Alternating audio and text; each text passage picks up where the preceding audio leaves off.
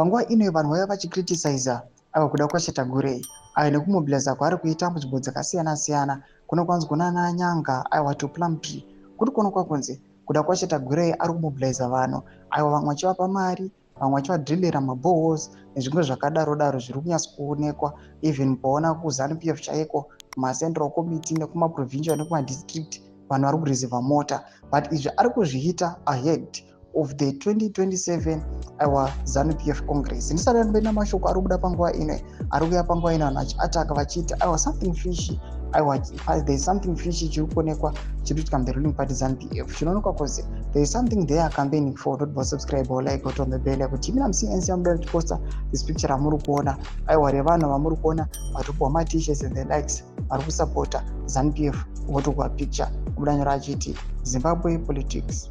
So at what is happening here is comrade kuda kwashe ara Majirapanze Chitova Tagwirei is busy gathering support from every corner of Zimbabwe, from Nyanga to Plumtree, etc.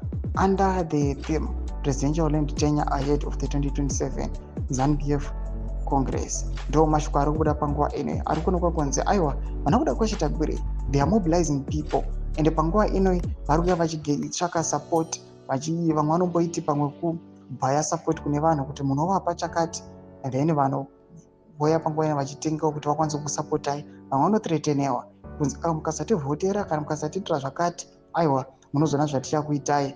Tiri kuona kumabhaya elections akasiyana-siyana mari dziri kuonekwa kunzi ma-thousands nema-thousands emari dziri kubuda dzichinoisiwa dzinobva kune vanhu ma-initiatives achiitiwa as a way iri kuonekwa nevanhu as a way irinyatsa kuonekwa kunzi these are just vote buying.